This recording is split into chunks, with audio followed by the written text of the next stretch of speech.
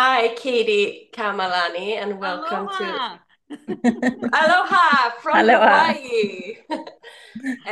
Welcome to Frans and Ståhl. Your last time you were here, it was really appreciated, and we got a lot of nice comments, and people wanted to hear you talk again. And today we're going to lift the aspect of spirituality, and we are spiritual beings having a human experience. And we also wanted to address the elephant in the room, faith versus religion. What's the difference? And both of you have written books about this, but in different ways and in different aspects. And so, Keti, what have you been up to since last time? Let's clear that elephant in the room, and then I'll tell you what I've been. Yeah. So the three of us all have sought a happier, more enlightened life, right? And we've gone about that our own way to do it. And what we found was this amazing connection, frequency, this amazing real tangible thing to our lives. And all three of us are very different people, and yet we all kind of agree on the same thing, that we, while we mean no disrespect to those who have religion, we also see that there's something uniquely beautiful about being a spiritual creature rather than a religious creature. And we recognize that when you get caught into religion, the path, the experiences of others, you kind of get boxed into their ideas and their mindset and their path. And we think that there's a freer road by seeking your own path and your own truth and your own connections. You're free of their construct, and you really can make your own. And you can actually, what we've come to find is that you can make greater and more beautiful, more deeper, more powerful connections, because rather than reading someone's story, you're writing your own. Exactly. Hmm. Yeah. And coming to enlightenment is also different from every person. And you both told your stories in your books. And the thing, I read them both, and the thing I think is the core is like finding your inner power, finding your inner light. And that's beautiful. That's what we should teach. Well, I think, Annica, you'll agree that the inward journey is the most remarkable, and it's the one we've kind of been denied. Yeah, because what is enlightenment? We are enlightened as we step into this world, but we have so much programming coming from society and from our parents and school and everything. Um, and here in Sweden, we are very hard programmed with something we call jante.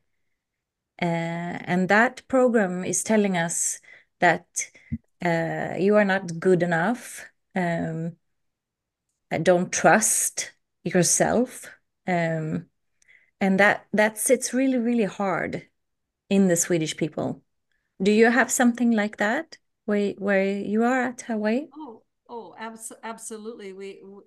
We have a political scheme that believes you're absolutely an idiot if you think on your own. Hmm. We have an educational system that only promotes groupthink. Well, what we all want to do is right. And then we have a psychology-based system. Well, internationally, the field of psychology has been, and I have a master's in clinical psychology, but it's been epic failure. We haven't cured really anyone. We've medicated a lot of people, but we don't admit to ourselves that everything that's being shoved upon us and wrapped around us and forced upon us isn't really working for us. it's not working for us. No. So we are already enlightened. We just need to swipe away and become conscious about the programs that we have had put on us in our And number. I think that's Yeah, what's there's this. beautiful about the three of us right now too, is that, you know, Annica, you have your book, the way you've shared with people how you've gone down this path so that they could follow you if they want to, while they create their own story. And I've wrote my book, Mana Gardening, because same thing. I wanted my grandchildren to be able to know what I learned and to find me through time. Right. And Emma came to my house in Hawaii. She was studying yoga and she wanted to be able to show people how to access this inner peace. Right. So the three of us all have said we have dedicated a large part of our life to gain something for ourselves in a way where we're open to tell others, you can do this for yourself too. And we'll help you if you need our help. You don't have to have our help. You don't need a mentor. You don't need a teacher, but we're happy to help you if you feel you'd like help.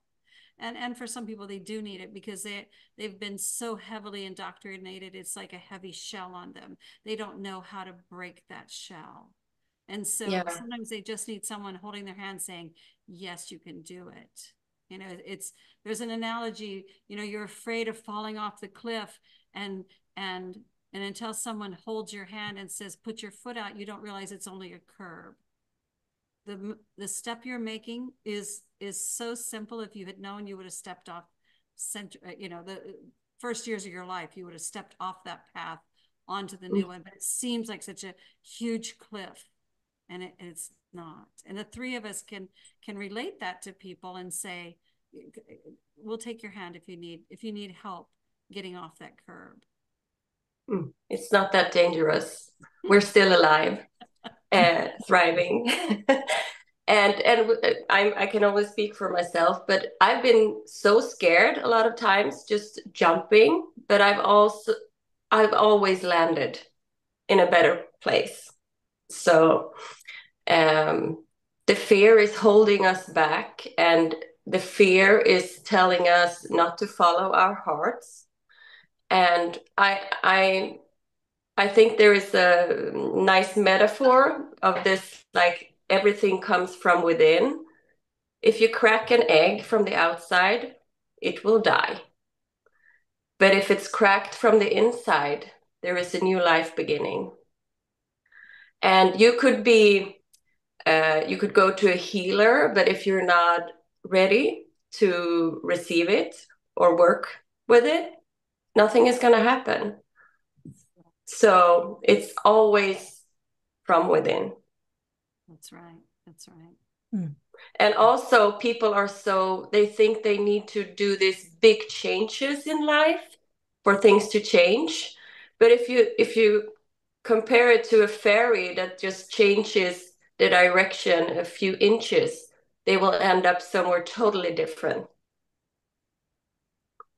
So it's not, you don't have to do these big changes. It could be the small changes, and it's making a huge difference in the future.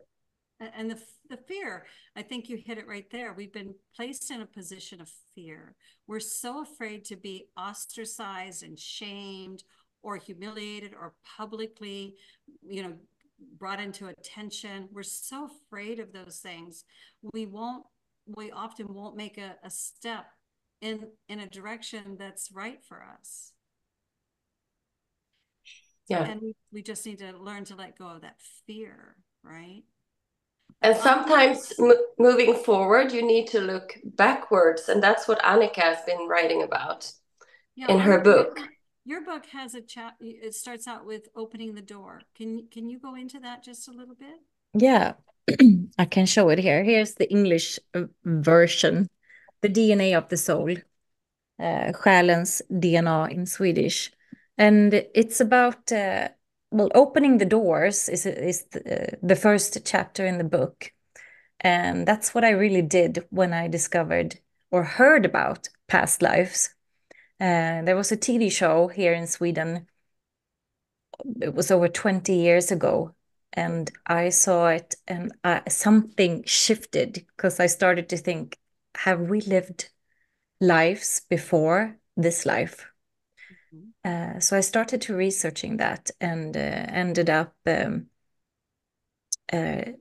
learning hypnotherapy and regression therapy. So in my book, I have looked very deep into the DNA of the soul, I would call it, because it's not the physical body in that sense. It's the soul that makes a journey. And also I have, because I'm always looking for proof. I don't just want some story that I can't grip. So I have looked into a lot of past lives myself, and I write about it in the book. And I've also traveled to those places in this life to see if I recognize myself. And I have found so much evidence for having to live at other places. Um, so even birthmarks that we might carry in this life, I see a pattern that it's connected to something as a reminder, or perhaps karmic relationships that we carry in this life. Um, so there's a lot to discover, and I notice also that a lot of regression therapists work with finding the traumas of past life, and um, you don't always have to look at those knots. I started to be really interested in bringing people back to past life and remember your strengths, your knowledge, your powers, and to integrate those uh, sides that you want to integrate with in this life. So it's really, really exciting, and it makes you understand a lot about yourself in this life. It really does speak on something Emma's experienced here in Hawaii with me. Now I'm a research scientist, right? And I'm a Christian girl. I'm a Christian girl research scientist, right? So the first time I hear, oh, past lives, oh my gosh, that's spooky, right? And then as a scientist, I realized, well, cells have memories, so there's cellular memory. So for a time I told myself, well, maybe this is all cellular memory. Maybe we have the memories of our parents and grandparents and their great parents and great grandparents. Maybe that's true too. But I also know that there's something more, right? There's something more. There's one field of science right now where they're studying people who have expertise, and they literally don't have to have something hardwired to them. Something goes off in a room, and they're able to pick it up in their brain. So right, so that means that mental fire and charge has a atmospheric travel capacity, right? So it's around us, much like TV waves, right? So there's all these things we don't know that are amazing and that could lead to ideas about past life thought.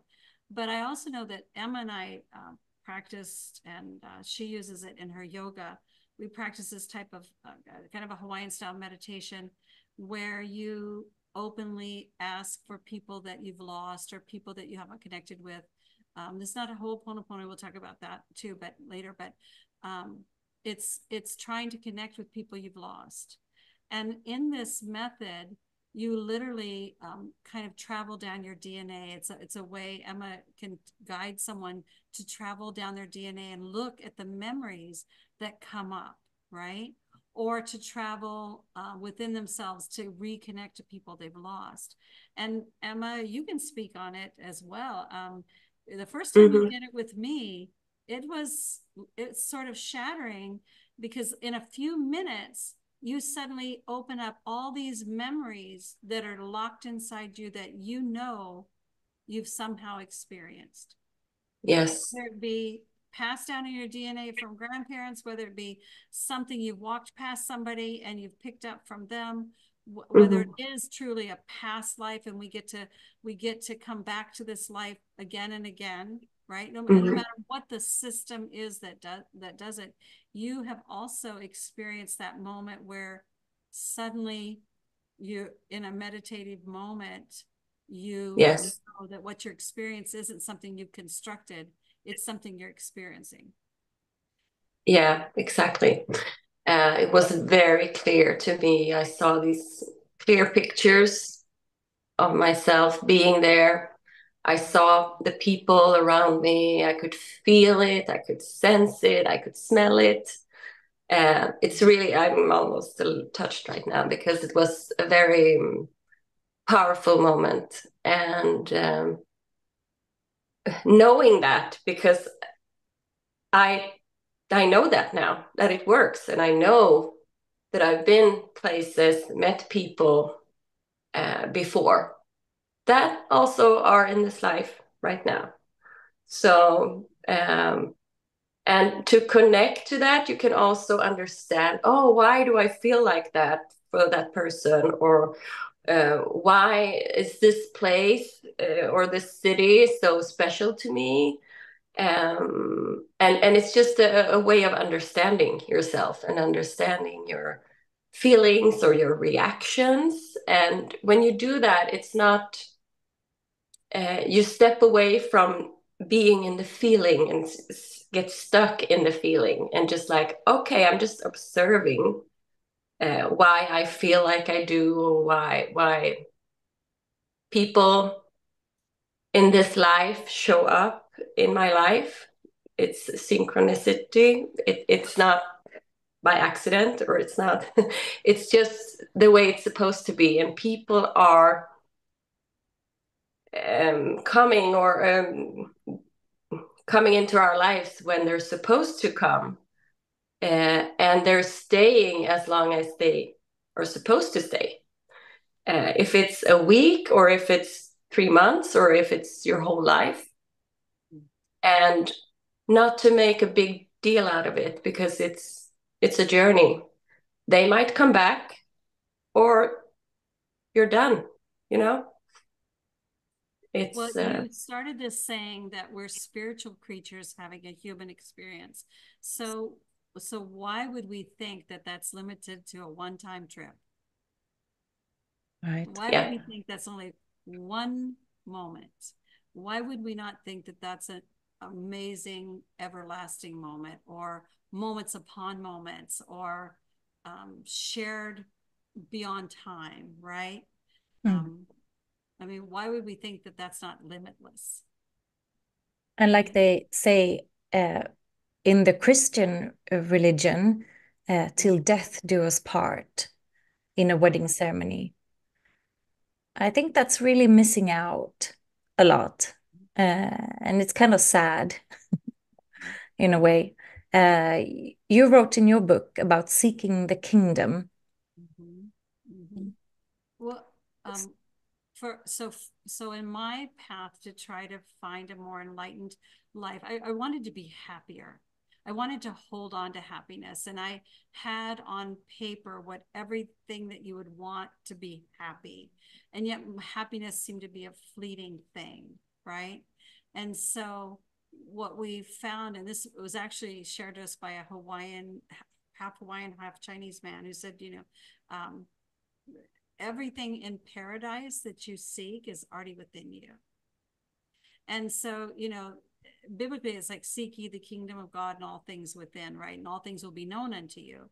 And we made this moment of realization that, wait a minute, why do I have to seek the kingdom when I'm gone? Why can't I seek that now? And who said it was outside us?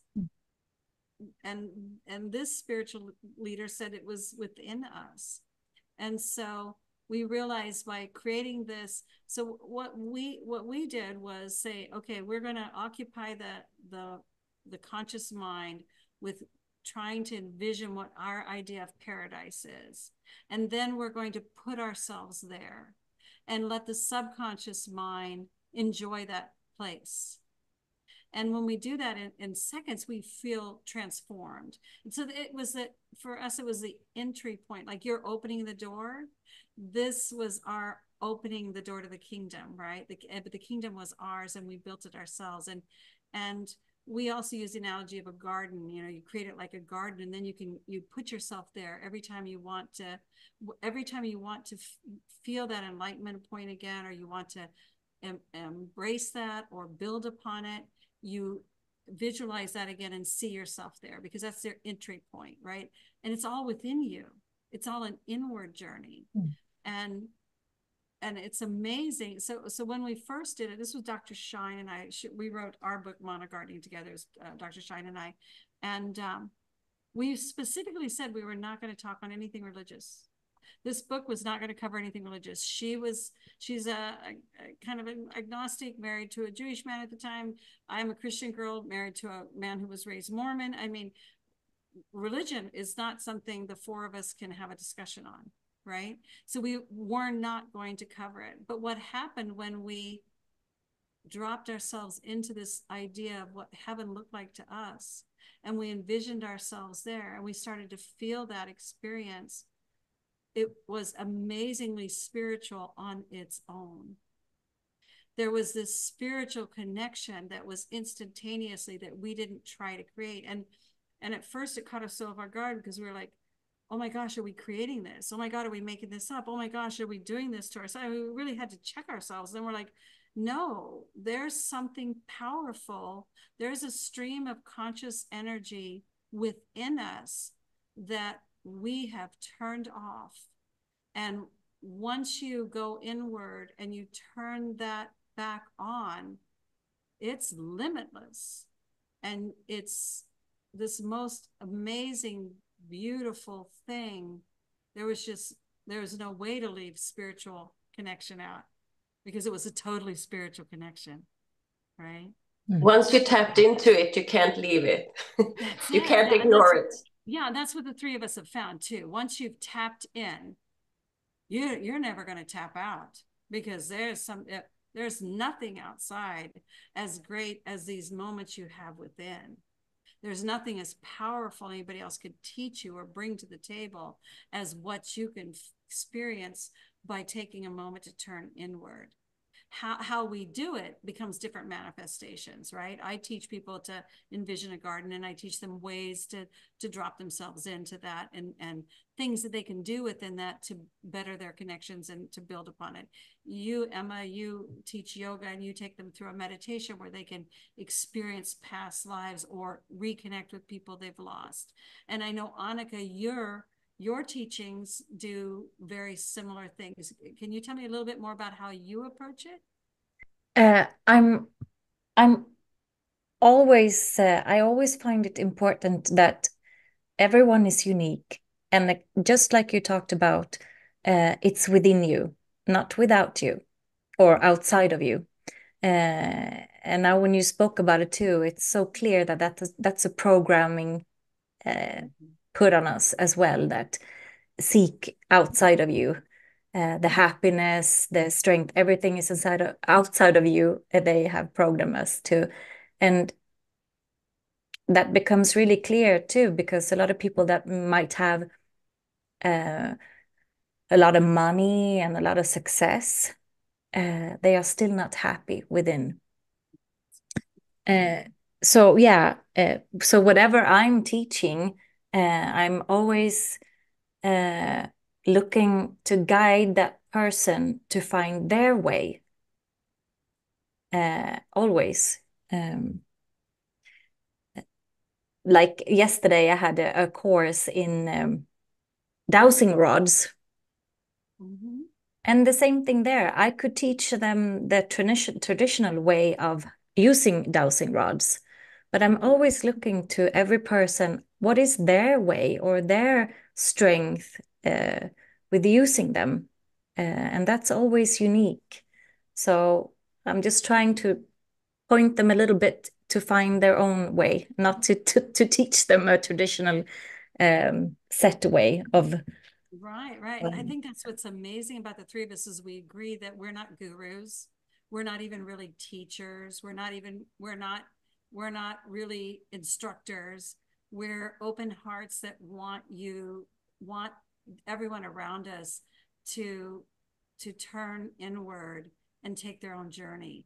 Mm. And, you know, that's what we're going for. We're trying to break people free of all the other teachers, programs, instructors, rules, and obligations, and let them know that there's a whole free system within that you haven't gotten to share because no one's allowed you to. And what is a guru anyway? It's someone who did their own thing. They didn't follow anyone. So, you know, become your own guru. Yeah. Yeah. Be unique and Mhm. and do your own thing. That's right. And also, you can, the only time you can create is now. Now, now. And if you have feelings of fear, shame, or that's in the past. But now is peace. If you have worry, that's in the future. And the greatest ideas that when I've had the greatest ideas or inventions or whatever, what I'm doing, it's been when I'm in silence or when I'm just doing the dishes and just kind of doing the dishes, not doing the dishes, worrying about the future or regretting something that I did. We Just talked about be that there. last time, the importance of coming present, right? Coming present for your life, right? And you know how important it is that this moment that we're in right now is so precious. This moment that we're in right now has so many possibilities. This moment that we're in right now wants to show us and reveal to us so many beautiful options. And, you know, unfortunately, we're taught to, oh, put that aside and wait till you can ask someone what you should do, or wait till someone tells you where you can go, or wait till you're instructed on what the next step is. And That's what turning on the news is. Oh, what am I supposed to know now? What are my next steps supposed to be? They're gonna tell me on the news. yeah. Oh, gosh, so scary, isn't it? and this is the beauty of what we're saying, is that we're trying to reach a message to people to say, start tuning in, start tuning inward. The miracles, the magic, the possibilities, the connection, the spirituality, the aha that you are searching for all around the world is an inward journey. And it's all, you already got it all with you, and you're carrying the greatest wealth in the world, and you're looking for nickels and dimes, pennies and dollars, and you're carrying the greatest wealth of the universe. Now, you've And heard about it too, about Christ. Sorry, so one thing that I've always said about Christ is that I was raised as a Christian girl to believe that he came as a man because he was going to show us that we had all these possibilities. Everything he was able to do, we can do. He didn't come to earth as a God coming to earth, as an angel walking the earth, as a spiritual power. He came to earth born as a child and grew as a man, right? And yet he possessed all these amazing abilities. And even in his own words, is that, you know, these are the gifts of my Father to everyone. These are not just for me. These are everyone's. Everyone has that. Everyone and has that we lost. We that. lost that. Totally lost that. And it's like, oh, you need to get that from the priest, not going out doing it yourself. And that's the problem. And Yeah. people are also, a lot of people are not used to hang along with yourself or to be with yourself. They feel it's scary, or they might feel emotions that they think they can't handle. And I think that's a big block too, that it's scary to be in your own company. How come it's like that, you think? Well, I think there is an essence, and you guys have touched on Ho'oponopono too, but there is an essence of our guilt or pain or separation from others that feels beyond our power, right? And so we don't know how to process it. We don't know how to cope with it. And that's the beauty of Hawaiian Ho'oponopono, is that it's a very simple process to let go of it, right? You literally just, I'll give you an example from our life. I mean, we had a little bit of separation from someone we loved very much, and there really wasn't any way to get in touch with them or to have a conversation with them. They had gone overseas. What they were doing was not something where they could pick up the phone, right?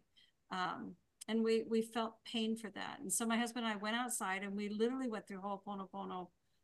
The person wasn't present. They didn't even know we did it, right? We just went outside and said, look, I'm sorry. I love you. Please forgive me, right? Those simple things with that forthright intention. And we let go of what we had failed to do or thought we had, or what we had hoped we'd done and didn't have time for. And we really, truly put that person's well-being into the hands of God and said, make it right for us the best you can. We now give it up, and we won't carry this around anymore. That act of Ho'oponopono set us free from that cyclic, what we call in the book Monoguarding, spinning out, right? We have many no spin power tools in our book, because spinning out is just such a negative thing. And Ho'oponopono sets you free from spinning out. You stop cycling back through the what ifs, what should, what could, maybe. You start letting go of all those. And I think you do have to do a good chunk of that to start living in the present. To be present all the time, you have to have a mechanism to let go. And I think Ho'oponopono is genius for that, because it's such a simple thing. No one has to be present. Nobody has to do anything special. You speak it, you let it go. And then you let it be fixed by the universe. You don't try to fix it anymore, right? And when you're not in the vortex, you can feel it with all your senses. And doing the Ho'oponopono, I feel it's like that coming into the vortex again, because words have power, and it's really powerful. It's Very amazing how powerful. powerful, isn't it? I mean, we did this, and I'm going to tell you, within 24 hours, and this was a child that was overseas, in the military, overseas, in a place they didn't want to be, doing things, they everything was upside down. And within 24 hours, that child reached out to us and said, oh my gosh, I felt bathed in your love. Oh my gosh, I felt, that child reached back to us unexpectedly and said, wow, I felt you so much. I don't know what happened, but in the last 24 hours, I have not only been set on solid ground, felt strong, felt loved, felt that I was not abandoned. And I don't know what you guys did, but thank you. Right? And all we did was set out some intent that was forthright. So I do think people need tools to let go of the dogma of guilt, shame, and pain that's been put on them. And that's what I like about Ho'oponopono. It breaks some of those chains. It's a tool, simple, free tool. Anybody can use it. Takes nothing but yourself again, right? So simple, everything that we believe in. And all you're really doing is tuning inward to yourself and saying, oh gosh, I kind of feel bad about this. Let me go let go of it. Amazing. I have noticed that a lot of people come into, well, maybe they don't come into this world with this feeling, but they feel it later on in life, that really strong, that I don't belong here, or I don't belong. And also I'm on my own. So it's some kind of separating feeling. Do you see that some kind of tool for that, Katie? Or Well, have you seen that? Have you seen that in people that's yes, yeah. I mean, we could devote a whole show to just that problem alone, right? The fact that, you know, women wanted a fair break, and so we got a second job, right? We didn't lose the job we had; we got to take on another job, right? So we got to work and run everything at home, right? And I'm not discrediting the great men. There's many great men, but women now have two jobs, right? And you know, children now go to preschool, and then they go to school, and then, you know, the children, we get separated from each other so much, right? And there's always ways to spend time apart, but it's harder and harder and harder to have time together, right? So the loneliness factor is getting bigger and bigger, younger and younger.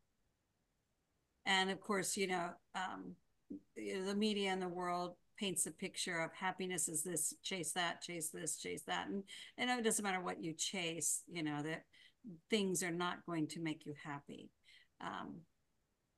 Yes, we need to teach, we need to teach everyone to look inward for their own happiness, right? We don't teach, it's a book that Dr. Shine and I are working on, Raise a More Centered Child, where we stop trying to teach our children that the world has answers for them, and start teaching them that they have answers for themselves, and that we as their parents, we're there always, even when we're not visible, and they can connect with us inwardly, just as they can connect with every ancestor they've ever had inwardly, right?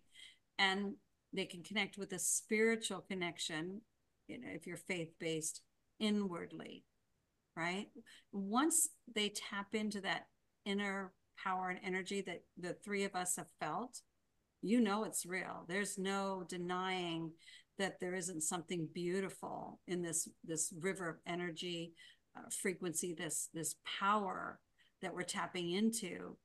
There's something beautiful there. And once they experience it themselves, they know it. And then they're free to write their own story, right? It's so beautiful, Katie, because you did that to my kids when you've been visiting, and you told them that I'm here, even though you can't see me. I'm always here. And now I've recognized that they're like, oh, there is a feather. Do you think Katie's here supporting us? You know, it's like you find these signs, and you just know that you're not alone, or that you're protected and loved. And well, what we should explain what we did. So one of the things I did was I had the children practice monogardening with me. And so what I did was I invited them to close their eyes, and I took them into my garden with me. And my garden has a lake, and we walked beside the lake. And so they're literally with their eyes closed, taking a meditation type stroll with me in my idea of paradise. And then we rest there. We laid on the ocean on floaties there, the lake on floaties there in a few minutes. This is literally less than 5 minutes. We went for a hike there, and we spent time together. And then, you know, okay, now you can open your eyes. And then I told him, I said, I'm always there. You anytime you want, you don't even have to close your eyes. You can right now, you can see us. You can see me with you in my paradise by my beautiful lake with that stone patio. You can see me there, and I'm always there. And you can spend time with me any time you need. I'm there. And it was such a simple thing, but what's funny is that sometimes I feel them, right? There are days now when all of a sudden I'm like, oh my gosh, I know those children are thinking about me, because I can feel their presence. I can feel their presence. And I know they feel mine too, right? Like we're using radio waves. We've got a psychic connection now. We've opened up like a psychic connection to each other, where we simply are spending time together in just a few seconds. So they'll never feel alone. because they can see me anytime they want. And it's just such a beautiful construct and so simple. So simple.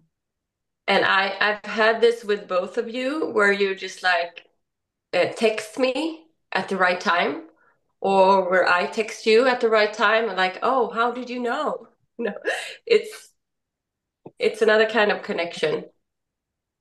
Yeah. Well, Annika, your book talks about psychic relationships, and does it not, and how you can kind of build on these frequencies to kind of have a psychic encounters. And I from my time doing the things that I've done to try to be a more enlightened person, I'm very keenly aware on the fact that just as we can just as we can call people inwardly from Ho'oponopono to connect with us, we can call people that have passed on, we can call people that are far away to connect to us, right? I'm starting to see this more and more and more the more inward I go. Yeah. And that is really beautiful, hearing you talking about this manna gardening, Mm-hmm. because imagining giving that to people that you love or care for, to have a place like that where you meet. Mm-hmm. Um, so, like you said, you're never alone. Uh, and I am absolutely sure that we do travel there with our energy, spirit or soul, call it whatever. Uh, and I'm also sure that we can actually travel there physically as well. We did an experiment just yesterday with the dowsing rods. You know, the dowsing rods, you can measure up energy. Mm-hmm. So we measure up the energy field of a person, and everyone can measure it exactly where the field of that person is. And then I asked that man to close his eyes and visualize that he's standing over there by the tree, and hold that thought. Feel that you're standing over there next to the tree and feel it underneath your feet and all that. And I asked the group to measure up his energy where he's actually was standing. If you looked with your eyes, no energy there. There's no energy to be measured at Mm-hmm. that point. And then I asked them to go over by the tree and measure up his energy. And everyone got a got the dowsing rods to answer for that energy that he was standing over there. Right. We're starting to scientifically be able to establish these things that, we've known throughout time, but were taken from us, and then we were shamed for, and then we weren't allowed to have, and then they became pseudo life. And now we're realizing, wait a minute, we actually lost something powerful and beautiful that was a gift to us. And it's actually free to take back. It's actually free to reclaim. Why did they have to burn witches if they were not a threat? Well, it's, again, it's the institutions of mankind, right? When mankind loses power, then they blame anyone else who's not needy of their power, right? Um, and and you know, we're doing that now with all sorts of different people, right? Um, you know, worldwide. I mean, so many people are being persecuted for their belief systems or their ideologies because they're not following what the system tells them to do. And it's, it can be as simple as, whether they, um, they, how they view themselves politically, to how they view themselves with religion, right? It can be one end of the spectrum to the other. If you don't follow the mainstream ideology, you're an outcast. You're not part of the system. And unfortunately, unfortunately, that's still going on hot and heavy, right? It's something that we all fear. I don't want to be persecuted or ridiculed or have my children held accountable for what I believe or say. But at the same time, I also know that the way I live is far more beautiful than the way I was raised to live. The way I experience life is far more beautiful than what I was ever educated to experience. So I don't want my children not to be set free of that, right? I want my grandchildren to know that those invisible chains come with a lock that they actually have a key to. And they can actually open that lock, take those chains off and set them down. And they can live. And they can experience things and feel things that are so empowering. It's so empowering. There's a thing we teach in mana gardening, which kind of gives an example to how the world is, how it amplifies. So in mana gardening, we call it the nose spin power tool, because you know how we teach, okay, I'll give you this example. You know how when someone says to you, we need to talk, and you're like, oh no, now it's going to be a 3-hour session hashing it out because we need to talk. They're unhappy. Oh my gosh, here we go down the rabbit hole, right? If you say that to your man, his face is going to be like, oh God, what did I do now? If he says it to you, you're going to be like, don't you dare, right? We've got all these pre-decided notions to all of this, right?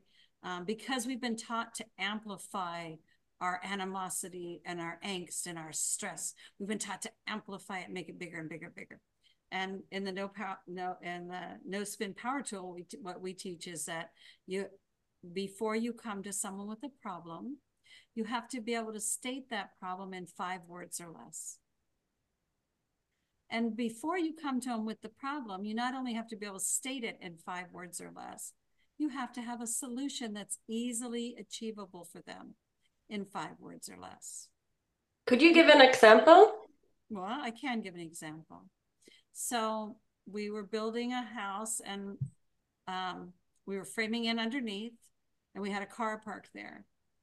And I came home, and the builders were so excited because they had framed up the house, but I didn't see the car anywhere. And then I realized, oh my God, they've framed the car into the downstairs.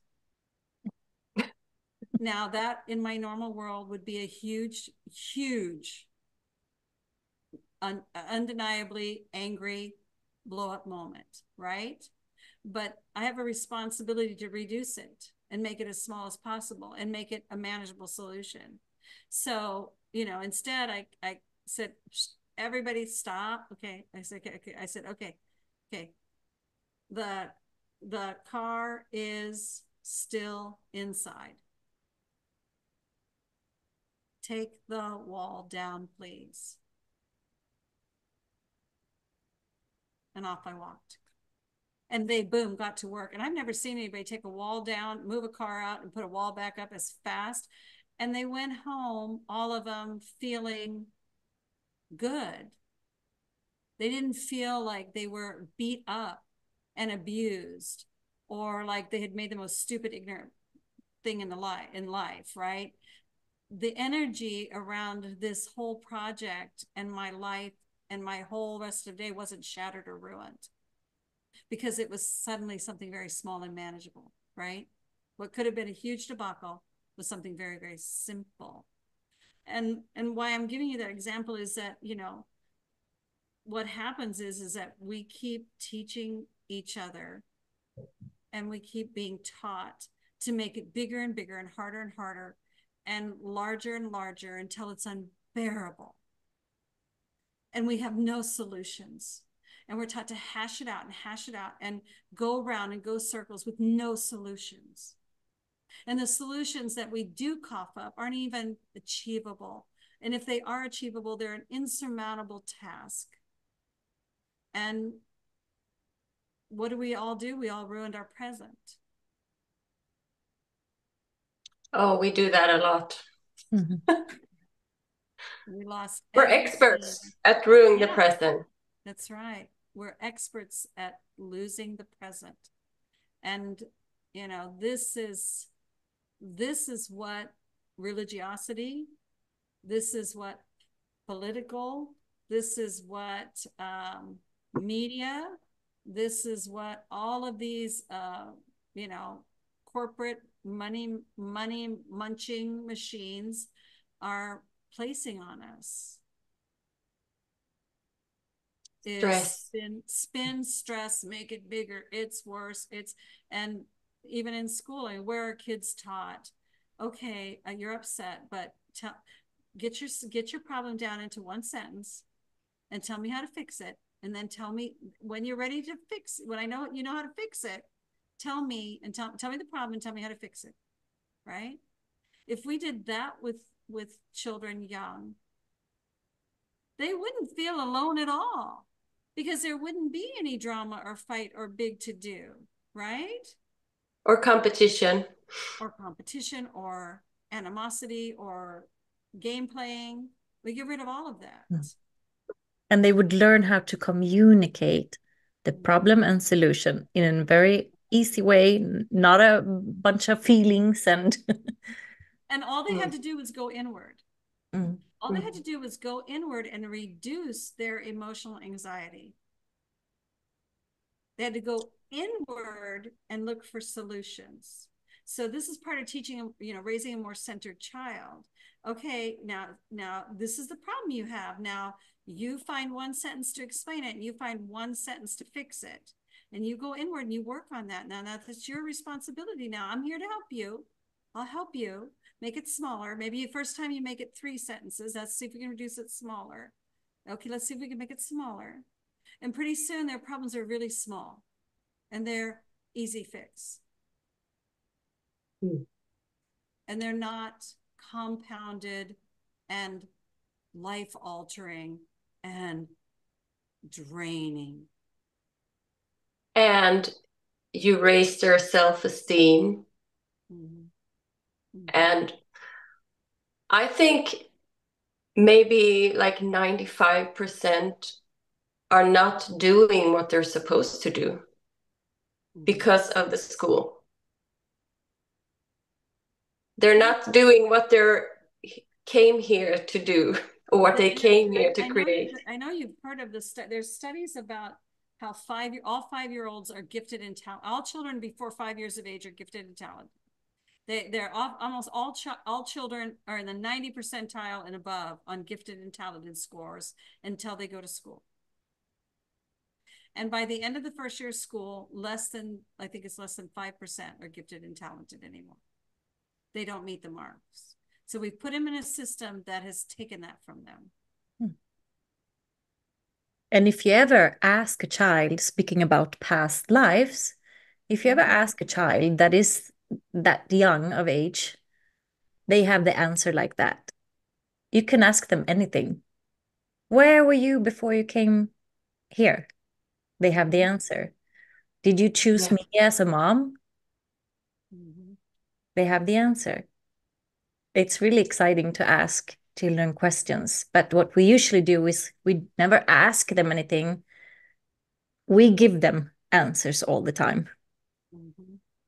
Well, and that's in line with Christian beliefs, the well of souls. I mean, the well of souls is you're supposed to be able to choose this life you're headed down, right? So that's not against any belief system, really. You were a spiritual being headed to a human experience. Yeah. And nobody said it's only a one-time try. And that's funny you say that, Annica, because I got a card on Valentine's Day from one of my daughters, and she wrote, "I'm so glad I chose you as parents." And that, I mean, words matter. That's how she saw the world. She chose us. Yeah. Lovely. Well, I think the things we've discussed are very deep and very high frequency at the same time. And like we said before we started, we have so much to talk about. uh, but I think maybe this is it for today, or do you have anything else you want to share before we say goodbye? I do have one more thing I want to say. I do want to remind everyone that we're not we're not speaking for you. We're sharing our journey, and we invite you to take your own journey. And if you want one of us, if you want to see what one of us have done, there's always something out there, right? There's plenty of things out there to find out what we did, but you don't need that. Okay, we're not against helping you, but you don't need help. What we did was we made a decision to open ourselves up to the realm of possibilities and to look inward for our answers. And then we went on our own journeys. And anybody can do that. Yes, that's beautiful. Yes. And I think we will link your webpage, Katie, where they can find your books, and also Annica, your a link to your homepage where they can find your book, and also you have meditations there. Can you show? Can you talk about that? Just a little quick. Yeah, there are links. These are CDs that I made. No one has a CD anymore, but oh, it's blurring. But it's different guided meditations, both in English and in Swedish. This one is accessing other dimensions, meaning other dimensions within you. There's power consciousness. There is guided meditations that takes you to past life and to experience that. And also, like I said before, to experience your strengths, knowledge, and qualities in past life. So it's focus on the good things. Sometimes it can be a good start if you're new to this to start off with a guided meditation, and then later on come just to sit with yourself and do it all by yourself. Mm. And Emma, you do this also with yoga. You've tied together yoga and a form of Hawaiian meditation that you studied here in Hawaii, where you can Yeah. help people come in touch with, reach into themselves, into their DNA, and access those memories, or reach back or reach towards people they've lost and pull them back into the present with them, right? So Yeah. be Yeah, sure. it's more of a spiritual journey rather than a physical journey. Yeah. I would say my yoga is, and also working with the body and stretching out, lightening up or loosening up your tensions or what's other feelings that's stuck in your body, and then go Yeah, to you do, deep and you do a meditation. restorative. You do a restorative form that anyone can do as well. So I think that was what, I know when you were here with my husband, he really enjoyed the fact that, yoga didn't have to be a physical challenge to him. It could be Yeah. something, just a release, a physical release, so that he could relax. And he really, even though he's already kind of a meditative, contemplative person, he really liked that form of yoga to sort Mm-hmm. of let go and lean inward. So be sure and put your link up too. Yeah. Yeah. And also, I just want to say, you've made these beautiful cards, Emma, Yeah. that are a good reminder to pull a card, perhaps each day or whenever you feel like, just to get a reminder about. Can you say something about what it might say on one of the cards, or? Well, I did the 30 affirmation cards. I wrote down for a couple of months, like sayings or things that I wanted to remind myself of. Uh, and then I turned them into 30 cards, and you can draw a card each day or when you want, when you feel like it. And it's funny because most of the time you get the card you need that day. So it's also linked to something higher. Um, and I draw my own cards and like, oh, a little reminder, you know. So, well, they're called vitalitetskort, like vitality cards, and we could, yeah, show a picture of them too. Yeah. So it's a way of connecting or getting guidance, help. Mm. Yeah. Lovely.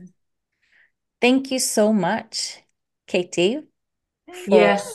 Pleasure again to see joining you us again and so much. speaking We your like to white. go on the spiritual path.